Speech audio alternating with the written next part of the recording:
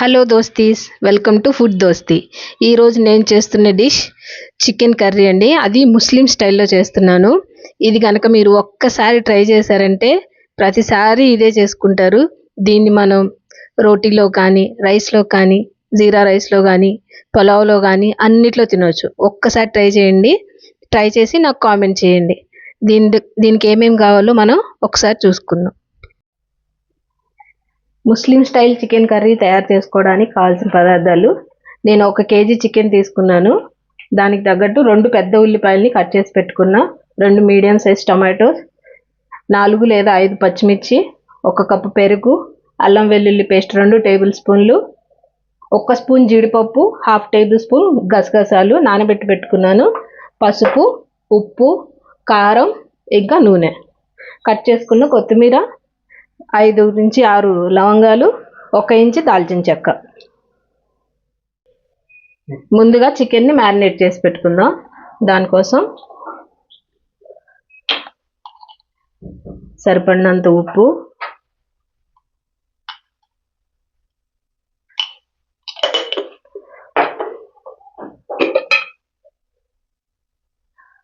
కావాల్సిన కొంచెం పసుపు,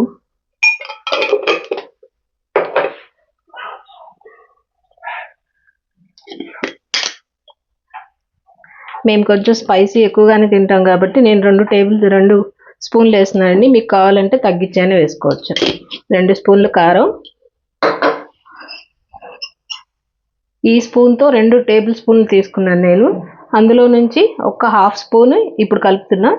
తర్వాత ఆనియన్స్లో వేసి ఫ్రై చేసుకున్నా. వీటన్నిటిని బాగా చికెన్కి పట్టించాలి.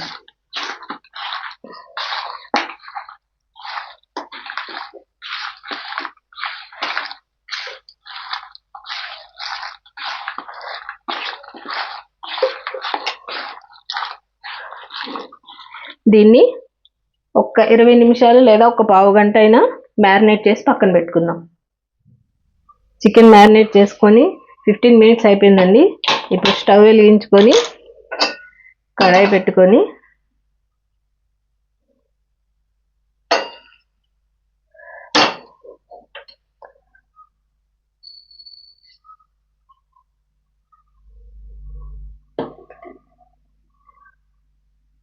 ప్యాన్ హీట్ అవ్వగానే, కడాయి హీట్ అవ్వగానే ఆయిల్ వేసుకుందాం.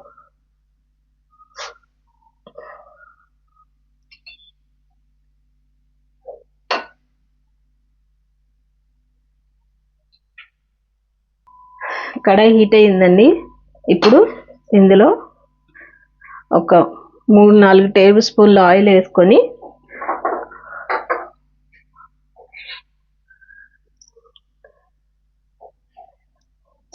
ఆయిల్ హీట్ అవ్వగానే మనం చెక్క లవంగా వేసుకొని 1-2 నిమిషాలు దీని ఫ్లేవర్స్ అన్నీ ఆయిల్లో వచ్చేలాగా కొంచెం 1 నిమిషం ఫ్రై చేసుకుందాం.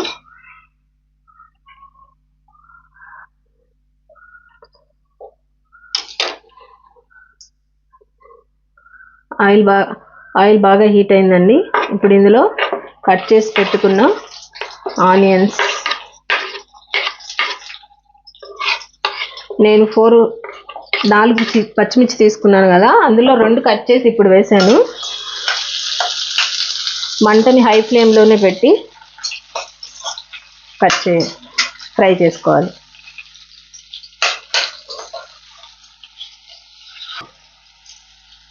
ఆనియన్స్ ఇలా ఫ్రై చేసుకుంటూ మధ్య మధ్యలో కలుపుకుంటూ గోల్డెన్ బ్రౌన్ వచ్చే వరకు ఫ్రై చేసుకోవాలండి. కొంచెం టైం పడుతుంది. ఇందులో కొంచెం సాల్ట్ వేసుకున్నారంటే ఇంకా బాగా త్వరగా ఫ్రై అవుతాయి.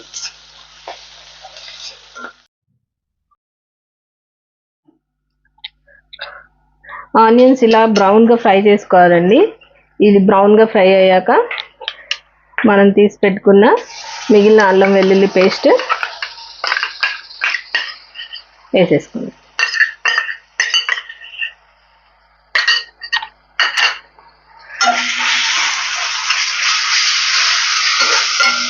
దీన్ని కూడా బాగా ఫ్రై చేసుకోవాలి. అల్లం వెల్లుల్లి పేస్ట్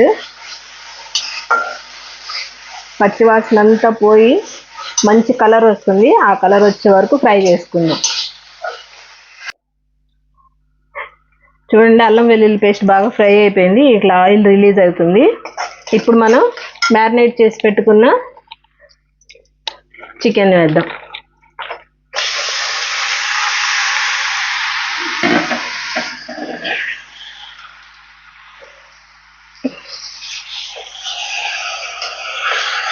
మంటని ఇప్పుడు హై ఫ్లేమ్లో పెట్టాలండి. ఈ మసాలా అంతా చికెన్కి బాగా పట్టేలాగా 1-2 నిమిషాలు కలుపుకోవాలి.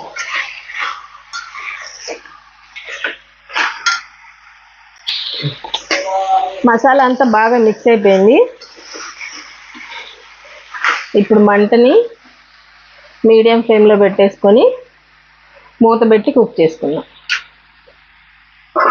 మధ్య మధ్యలో కలుపుతూ ఉండాలండి, అలా వదిలేస్తే కింద అంటుకుపోతుంది. ఒకసారి చెక్ చేసుకుందామండి ఎలా ఉందో. చికెన్లోంచి కొంచెం వాటర్ రిలీజ్ అవుతుంది.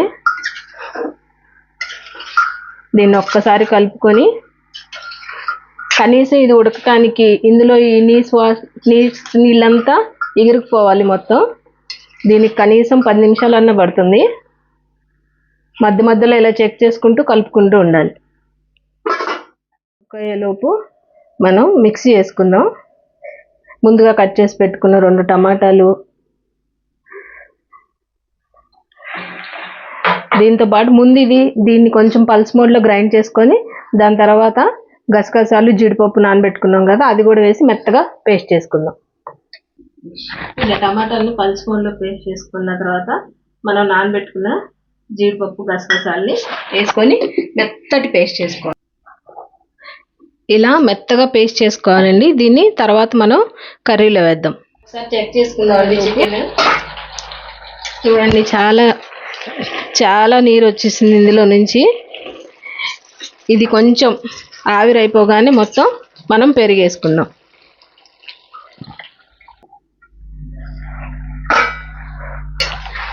నీరైతే ఆల్మోస్ట్ అయిపోయిందండి. ఇప్పుడు మనం ఇందులో తీసి పెట్టుకున్న పెరుగుని, ఇది రూమ్ టెంపరేచర్లో ఉండేలాగా చూసుకోండి. ఫ్రిడ్జ్లో వేస్తే పెరుగు అంతా విరిగిపోయినట్టు అయిపోతుంది. పెరిగేసి మంటని హై ఫ్లేమ్లోనే పెట్టుకుందాం. ఒక్క 5 నిమిషాలు అంతే. చికెన్ ఆల్మోస్ట్ 60% కుక్ అయిపోయిందండి.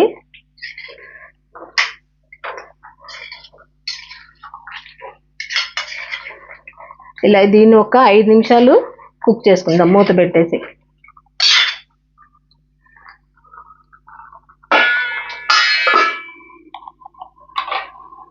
ఒకసారి చెక్ చేసి 5 minutes later.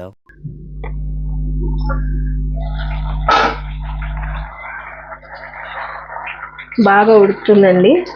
ఇప్పుడు మనం ఇందులో నేను పెరుగు వేసి 5 నిమిషాలు అయిపోయింది ఆల్మోస్ట్. సో ఇందులో మనం మిక్సీ పెట్టుకున్న టమాటా, జీడిపప్పు, గసగసాల పేస్ట్ వేసుకుందాం.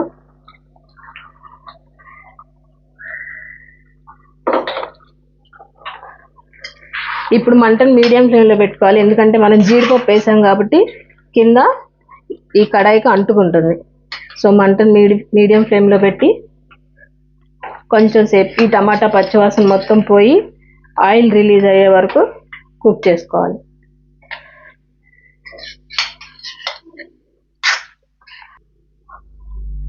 ఒకసారి చెక్ చేసుకుందామండి. మధ్య మధ్యలో కలుపుకుంటూ ఉండాలి.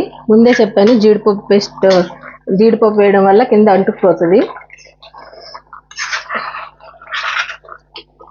చూడండి, ఆయిల్ బాగా పక్క నుంచి రిలీజ్ అవుతుంది ఆయిల్. ఒక్కసారి మీరు ఉప్పు కానీ కారం కానీ మీకు ఏదైనా తగ్గినట్టయితే ఈ స్టేజ్లో మీరు వేసుకోవచ్చు.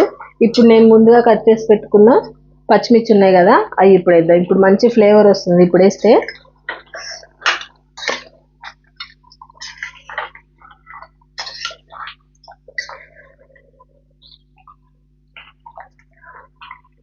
చికెన్ కూడా ఆల్మోస్ట్ కుక్ అయిపోయిందండి.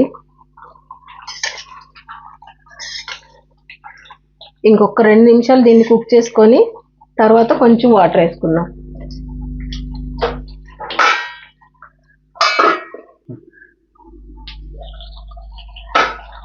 చూడండి ఆయిల్ బాగా రిలీజ్ అయింది, అంటే మన టమాటాలన్నీ ఉడికినట్టే. నేను ఇందాక ఈ టమాటా పేస్ట్ చేసుకున్న మిక్సీ దానిలోనే కొంచెం వాటర్ వేసుకున్నాను. సో దీన్ని వేసేద్దాం. మీకు ఎంత గ్రేవీ కావాలో, ఎంత థిక్నెస్ కావాలో చూసుకొని దాని ప్రకారం కొంచెం నీళ్ళు పోసుకోండి. నాకైతే ఉప్పు కారం అన్నీ కరెక్ట్గా సరిపోయినాయండి. మీకు ఏమైనా తగ్గినట్లు అనిపిస్తే మీరు యాడ్ చేసుకోండి. కర్రీ అయితే అయిపోయింది. ఒక్క 2 నిమిషాలు హై ఫ్లేమ్లో పెట్టి ఉడికించుకుందాం.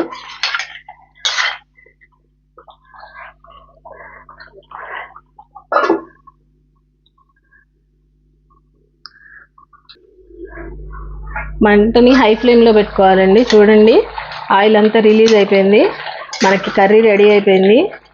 ఇప్పుడు ఫైనల్గా మనం కట్ చేసి పెట్టుకున్న కొత్తిమీర,